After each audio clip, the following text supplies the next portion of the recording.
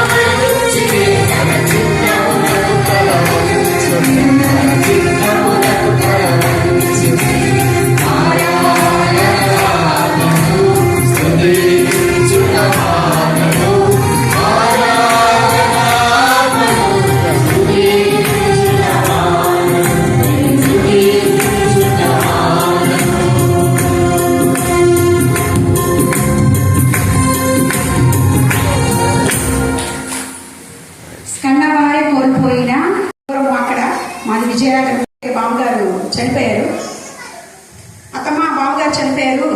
మరి ఇన్నాళ్ళు తల్లులు మీకు తెలుసు, బిడ్డలందరూ సమానమైన ఎవరో ఒక బిడ్డ దగ్గర మాత్రం అలా ఆగిపోతారు. అయితే పెద్ద కొడుకు దగ్గర, చిన్న కొడుకు దగ్గర అలాగా, అంటే ఇంకొక బిడ్డ మీద ప్రేమ లేదని కాదమ్మా నేను చెప్పేది. అసలు ఎంత అమ్మ ఒక్కరే ఉంటున్నారు అంటే, తోటికోళ్ళు ఉన్నారు, వాళ్ళకి ఇద్దరు పిల్లలు ఉన్నారు, వాళ్ళు ఉన్నారు కదా అత్తమ్మ మా దగ్గరికి రావచ్చు కదా. ఎందుకు అంటే మా పిల్లలు పుట్టిన నెల రోజుల పిల్లల నుంచి కూడా మాకు చూసుకోవడానికి ఎవరు లేరండి. తల్లిదండ్రులు లేని వాళ్ళకి ఆ విలువ తెలుస్తుంది. అమ్మ నాన్న ఇద్దరు టీచర్స్. నాన్నగారు 2003లో హార్ట్ అటాక్తో చనిపోయారు. 2016లో అమ్మ మరణించడం జరిగింది. ఇద్దరు టీచర్సేనండి. అమ్మ అనారోగ్యంతో గుండె ఆపరేషన్ అయ్యి పక్షవాతంతో 6 సంవత్సరాలు బాధపడిన తర్వాత మరణించడం జరిగింది.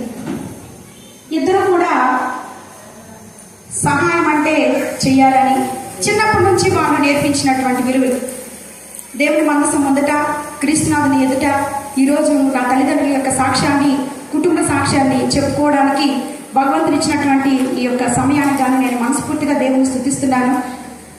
అంటే చిన్నప్పుడు బట్టలు, కొత్త బట్టల పండగకి కొనాలంటే మీరు వేసుకున్న పాత బట్టలు ఎవరికైనా పిల్లలకి దానం చేస్తేనే కొత్త బట్టలు తీసుకోవాలి. బర్త్డేలు, కేక్ కటింగ్లు ఈ రోజుల్లో చాలా అఫీషియల్గా అయిపోతుంది. నీ పుట్టినరోజుకి నీ కేక్ కట్ చేయాలి అంటే ఎవరో ఒక ఉన్నటువంటి ఫ్రెండ్స్కి కాదు, అనాథ శరణాలయం వాళ్ళకో ఎవరికో వాళ్ళకి కలిగినంతలో ఒక నలుగురికైనా భోజనం పెట్టాలి. ఇటువంటి మోరల్ వాల్యూస్ పడుకునే ముందు ఖచ్చితంగా జపమాలను జపించాలి.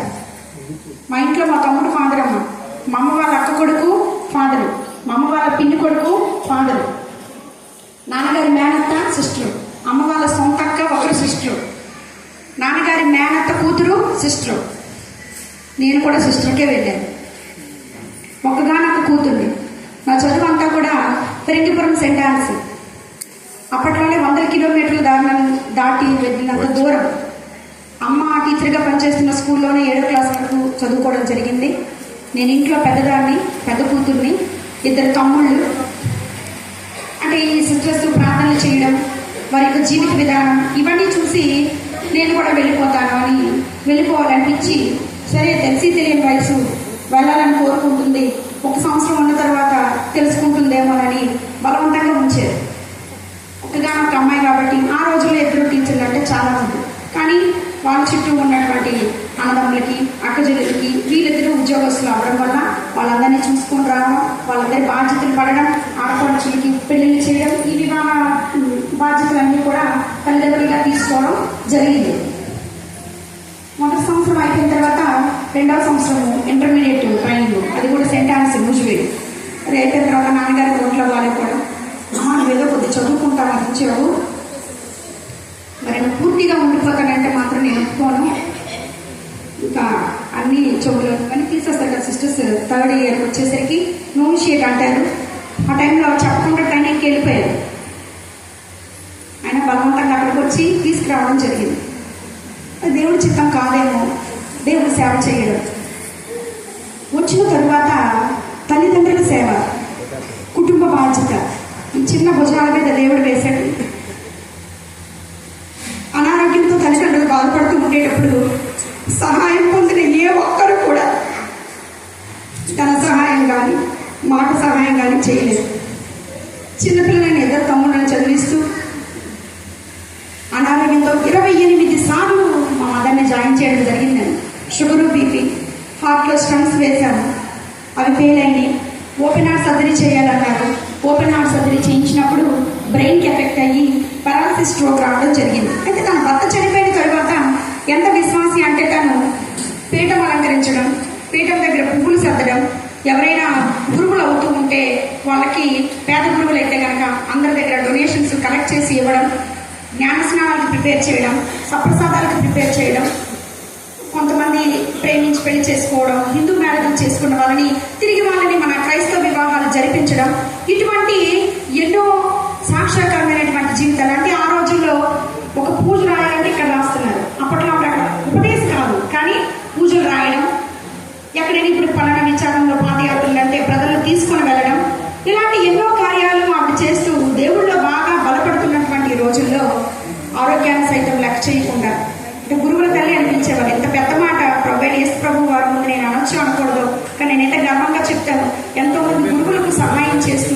గురువు కుటుంబాలకు సహాయం చేస్తూ తను చాలా ఉన్నత జీవితాన్ని జీవించినప్పటికీ కూడా తనకున్నటువంటి ఆరోగ్య సమస్యల వలన తను మరణించడం జరిగింది. 2016 నా వివాహ జీవితం అయిన తర్వాత 2 తమ్ముళ్ళు, ఒక తమ్ముడికి వివాహం చేయడం జరిగిందండి.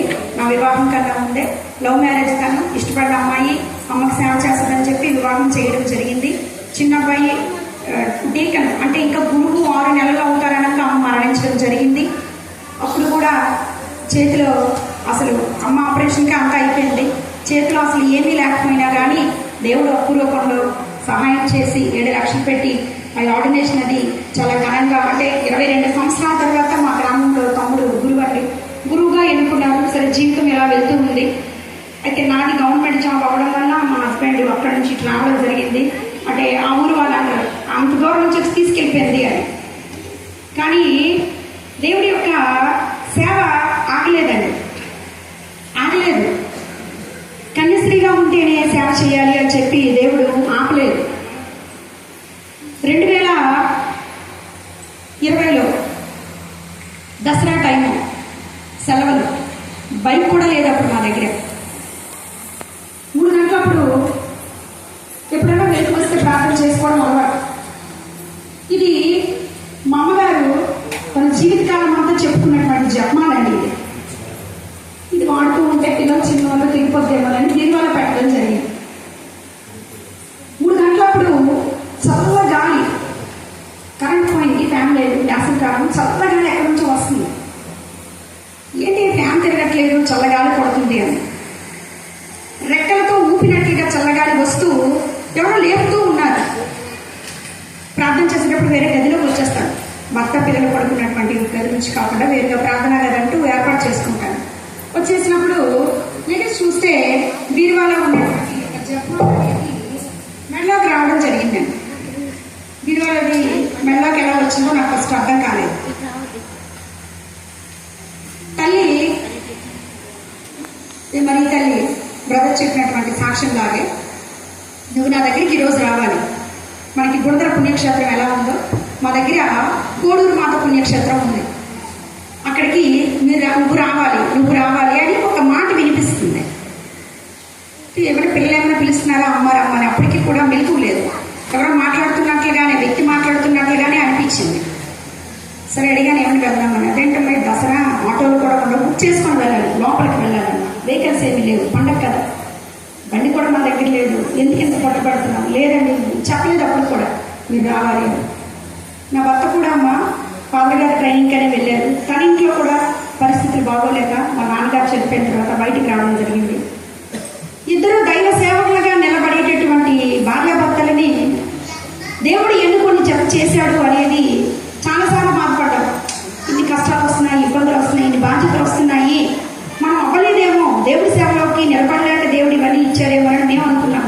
కానీ పిల్లలు చిన్నపిల్లలు అవ్వడం వల్ల తను ఇప్పుడు రాలేకపోతున్నారు. ఖచ్చితంగా పిల్లలు 5th 6th class 5th 4th చదువుతున్నారు. వాళ్ళు కొద్దిగా పెద్దవాళ్ళు అయిన తర్వాత ఇద్దరిని కూడా సేవకి దేవుడు పిలుస్తారని మాట ఇచ్చారు. గట్టిగా చెప్పటి కూడా సపోర్ట్ చేస్తారు. అక్కడ ఆ రోజు జపమాలు జరుగుతూ ఉండగా అన్కాన్షియస్లో, అంటే ఒంటి మీద తెలివి లేకుండా 2.5 గంటలు పడిపోయిన తర్వాత ఏదో రకమైనటువంటి భాషల్లో మాట్లాడుతూ ఉంటే ఈ అమ్మాయి ఏదో అన్కాన్షియస్లో మాట్లాడుతుంది అని చెప్పి తర్వాత లేపి ఇంటికి తీసుకొని రావడం జరిగింది.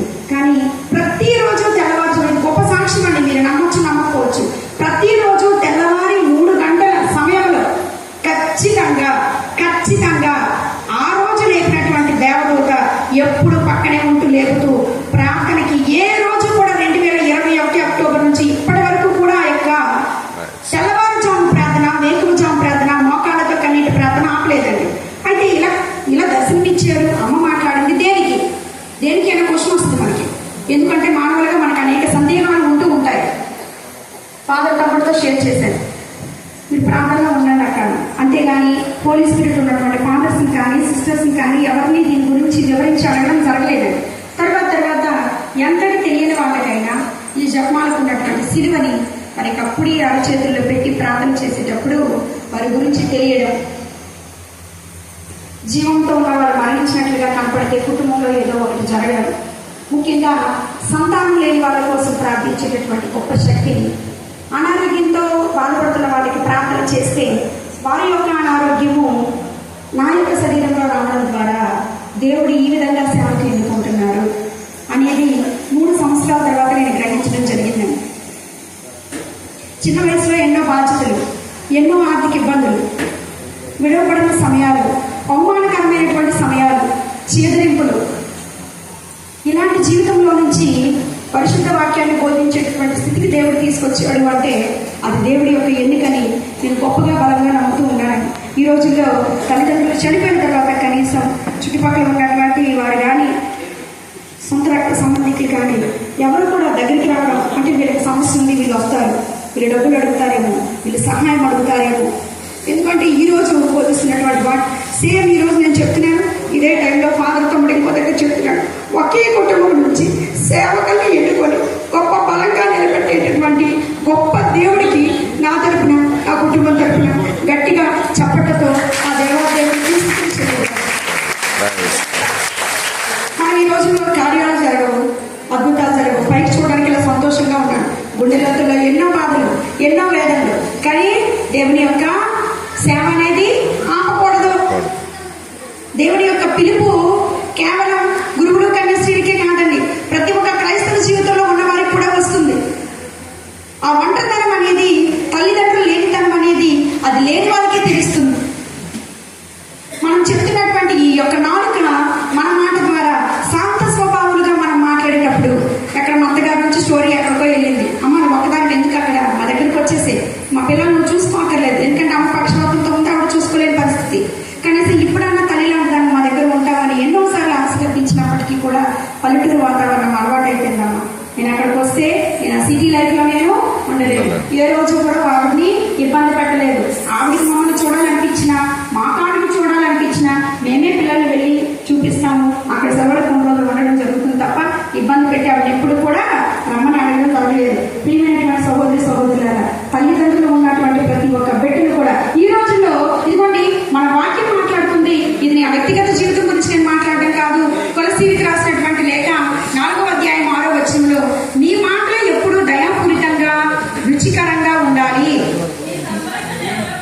మీ సంభాషణ ఎల్లప్పుడూ దయాపూరితంగాను, ఉప్పు వేసినట్లుగా, రుచికరంగాను ఉండవలేను. అటువంటి వ్యక్తికి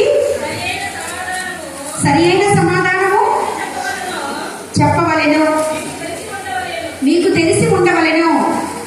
మనం మాట్లాడేటటువంటి మాటలు దయాపూరితంగా ఉండాలండి.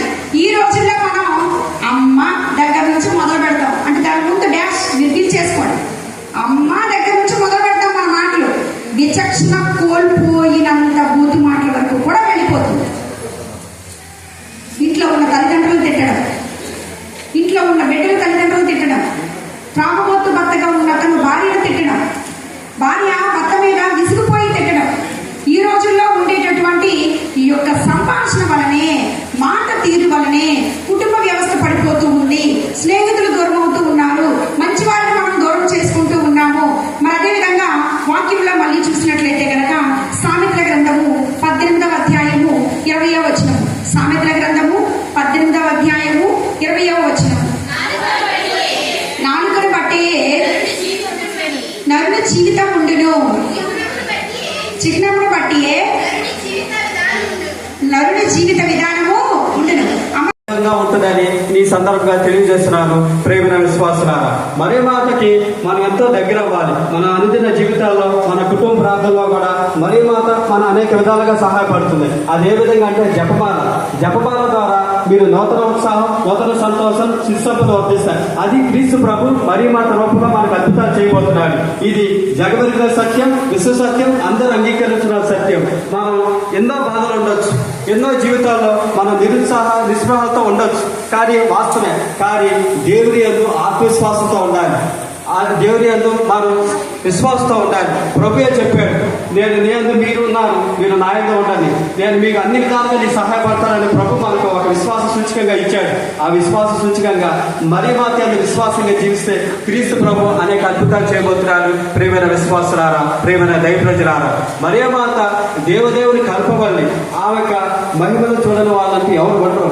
కానీ మన అజ్ఞానమైన మనం ఎందుకు అనుకుంటున్నామంటే ఆమె మహిమను మనం పొందలేకపోతున్నాం. అదేమంటే అవిశ్వాసంగా జీవిస్తున్నాం. విశ్వాసంగా ఉండాలి, ఆనందంగా ఉండాలి, సంతోషంగా ఉండాలి, ప్రేమగా ఉండాలి. అప్పుడే క్రీస్తు ప్రభు మనం మరియమాత రూపంలో అద్భుతాలు చేయబోతున్నాడు. ప్రియమైన విశ్వాసులారా, ప్రియమైన సోదరి సోదరులారా, నేటి సమాజంలో మరియమాత యందు మన భక్తిభావంతో ఉండాలి. ఎంతో మంది పునీతులు, ఎంతో మంది మేధావులు, ఎంతో మంది కళాకారులు మరియమాత యందు ప్రేరణ పొందారు. ఒకనొక పునీతురాలు, గొప్ప పునీతురాలు మదర్ తెరెసా గారు.